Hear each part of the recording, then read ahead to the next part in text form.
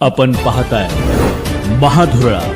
नमस्कार. महाधुरळा युट्यूब चॅनलमध्ये मी गुरु बाळमाळे आपल्या सर्वांचं मनापासून स्वागत करतोय. कोल्हापूर महापालिकेच्या प्रभाग क्रमांक 12 जो शहरातला मध्यवस्तीतला भाग आहे त्याचा निकाल लागलेला आहे. प्रभाग क्रमांक 12 हा महायुती आणि महाविकास या दोघांनाही समाधान देणारा निश्चितपणे आहे.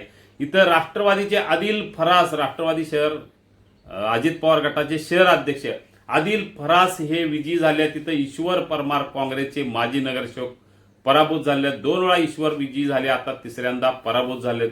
आदिल फरास हे पुन्हा एकदा विजयी झालेले आहेत. का यापूर्वी त्यांचे आजोबा, त्यानंतर वडील, आई आणि आता आदिल फरास पुन्हा विजयी झालेले आहेत.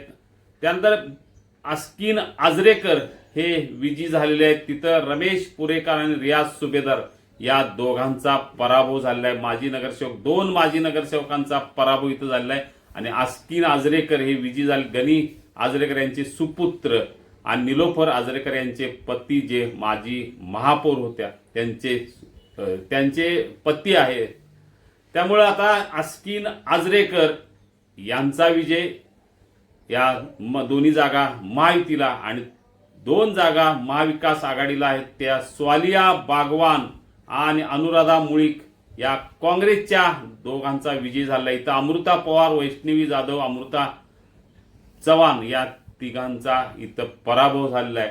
जे काँग्रेसला 2 जागा आणि महायुतीला 2 जागा, 1 जागा राष्ट्रवादीला, दुसरी जागा शिवसेना शिंदे गटाला इथं मिळालेली आहे. दोघांनाही 2-2 जागा या ठिकाणी मिळालेल्या आहेत. सगळ्या लढतीकडे लक्ष होतं ते ईश्वर परमार आणि आदिल फरास यांच्या लढतीकडे. अखेर आदिल फरास यांनी विजयाचा झेंडा रोवला. परमारांचा पराभव झाला. अस्किन आजरेकर विजयी झाले. निलोफर आजरेकर यांचे पती, माजी महापौर निलोफर आजरेकर यांचे पती अस्किन आजरेकर यांनी विजय मिळवलेला आहे. त्या स्वालिया बागवान काँग्रेसच्या वतीने आणि अनुराधा मुळीक नवोदित कार्यकर्त्या, माजी आमदार मालोजीराजे गटाच्या कार्यकर्त्या अनुराधा मुळीक यांचा विजय झालेला आहे. 2 जागा महायुतीला, 2 जागा महाविकास आघाडीला. 50-50 निकाल. आपल्याला यापुढचे सगळे निकाल पाहायचे असतील तर लगेच सबस्क्राईब करा महाधुरळा युट्यूब चॅनल. धन्यवाद.